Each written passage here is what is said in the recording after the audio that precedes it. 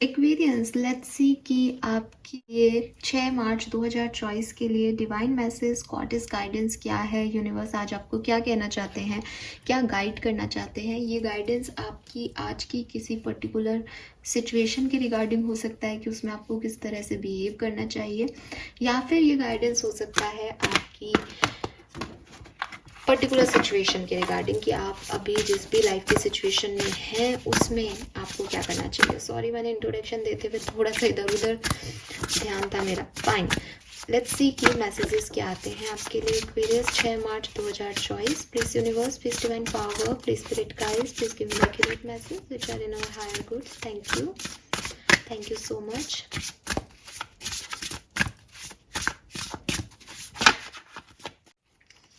सो यहाँ पे पहला कार्ड है morning, number 40। So good morning. We have योग, number 34, and lastly we have number 43. Okay, 3443. Wow, we have mirror number.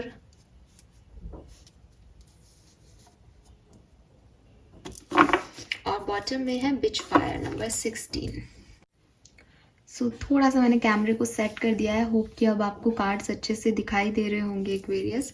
सो यहाँ पे जो एंजल नंबर आया है 3443, वही अपने आप में बहुत प्यारा नंबर है, बहुत एंजेलिक मैसेज देता है।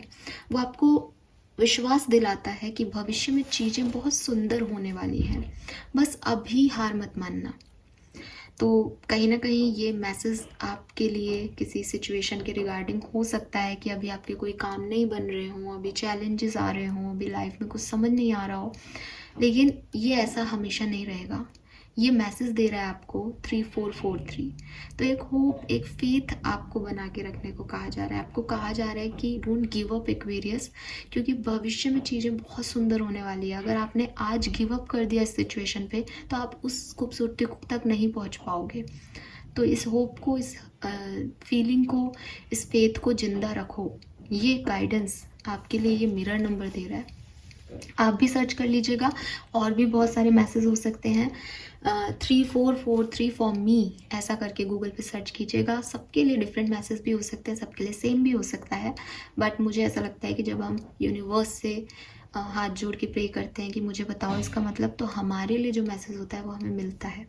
तो आप भी ट्राई कीजिएगा।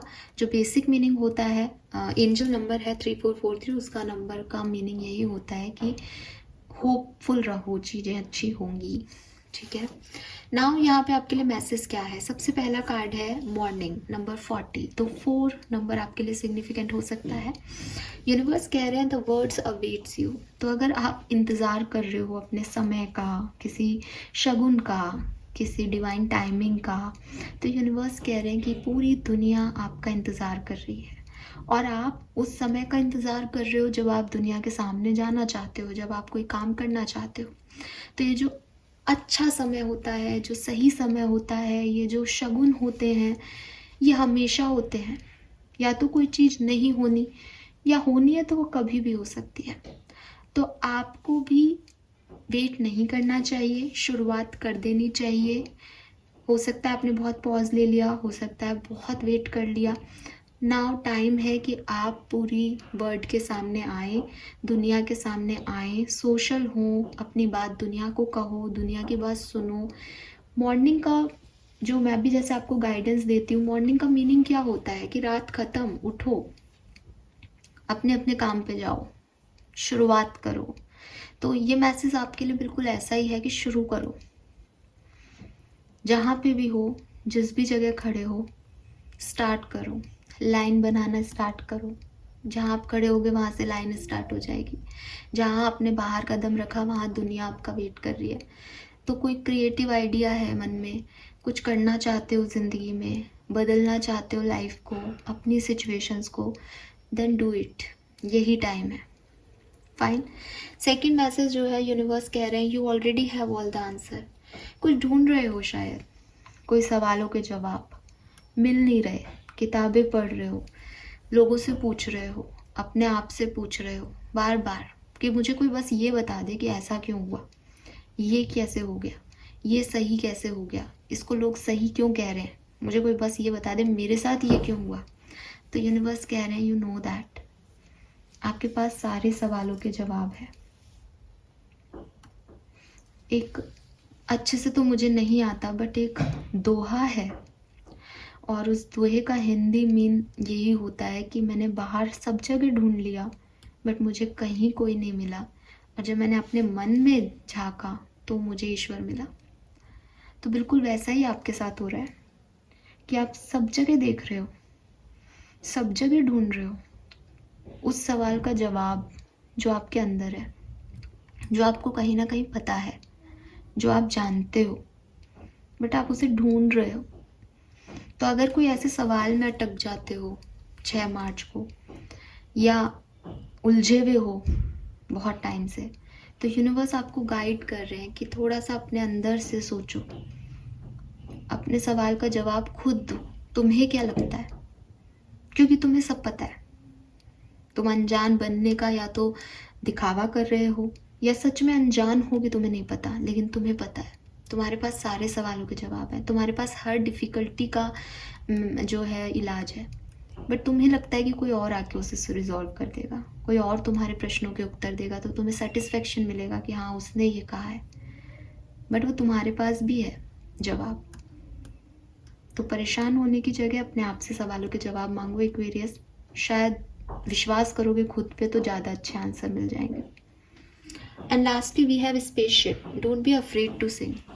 और सिंपल सी चीज़ आपकी इसी मैसेज के साथ आगे आ रही है कि अपनी बात कहने से डरो मत, अपनी बात को दूसरों को सुनाओ, अपने आप को सुनाओ।